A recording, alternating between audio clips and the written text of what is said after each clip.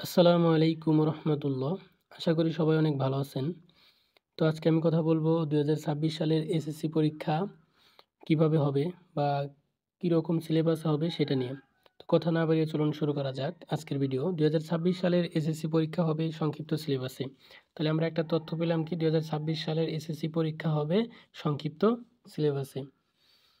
তো তারপরে যেটা বলছে সেটা হচ্ছে যে নতুন শিক্ষাক্রমে কোনো রকম বিভাজন বিজ্ঞান, মানবিক ও বাণিজ্য নেই।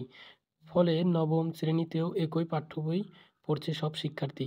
তবে তারা যখন দশম শ্রেণীতে উঠবে তখন বিভাজনের সুযোগ পাবে এবং আগের নিয়মে 2026 সালের এসএসসি পরীক্ষায় অংশ নেবে তারা। সেজন্য সংক্ষিপ্ত পাঠ্যসূচি প্রণয়ন সিদ্ধান্ত নিয়েছে শিক্ষা মন্ত্রণালয়। অর্থাৎ নবম দশম যারা এই বছর যারা দশম শ্রেণীতে উঠে পড়েছে অলরেডি, তারা নবম শ্রেণীতে কিন্তু তোমাদের কোনো বিভাগ ছিল না। বিজ্ঞান ছিল না, মানবিক ছিল না এবং বাণিজ্য ছিল না। কিন্তু তোমাদের এই দশম শ্রেণীতে এসে এটা ফেস করতে হচ্ছে যে বিজ্ঞানও থাকছে, মানবিক থাকছে এবং বাণিজ্য শাখাও থাকছে। কিন্তু এর জন্য তোমরা একটা বিশাল সুযোগ পাচ্ছ কি, সেটা হচ্ছে যে তোমাদের পরীক্ষাটা হবে সংক্ষিপ্ত সিলেবাসে, এতটুকু নিশ্চিত। রোববার 1 সেপ্টেম্বর মন্ত্রণালয়ের মাধ্যমিক ও উচ্চশিক্ষা বিভাগ থেকে জারি করা নির্দেশনায় এ তথ্য জানানো হয়েছে। এতে স্বাক্ষর করেন মন্ত্রণালয়ের মহাসচিব মোসাম্মদ রহিমা আক্তার। নির্দেশনায় বলা হয়েছে 2025 সালে দশম শ্রেণীতে উত্তীর্ণ শিক্ষার্থীদের এসএসসি ও সমমান পরীক্ষা 2026 সালের অনুষ্ঠিতব্য নেওয়ার লক্ষ্যে মানবিক, বিজ্ঞান ও ব্যবসা শিক্ষা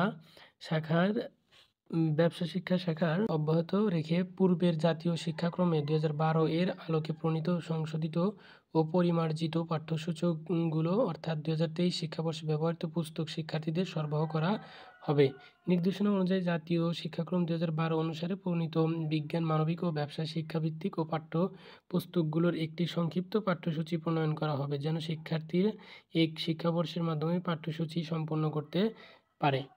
অর্থাৎ তোমাদের যারা এখন দশম শ্রেণীতে আছো, যারা 2026 সালে এসএসসি পরীক্ষা দেবে, তোমাদের সংক্ষিপ্ত সিলেবাসে পরীক্ষা হবে এতটুকু নিশ্চিত। তোমরা আগের বই, তোমাদের পুরনো যে বই অর্থাৎ তোমরা নবম শ্রেণীতে যেটা পড়েছো সেটা আর এখন পড়ার দরকার হবে না এবং নতুন করে তোমাদের পরবর্তীতে অর্থাৎ 2023 সালে যারা এসএসসি পরীক্ষা দিয়েছে তাদের যে বই, সেই বই তোমাদেরকে দেওয়া হবে এবং সেখান থেকে তোমাদের পরীক্ষাটা নেওয়া হবে। তো আজকের ভিডিও এতটুকুই। ধন্যবাদ সবাইকে। আসসালাম।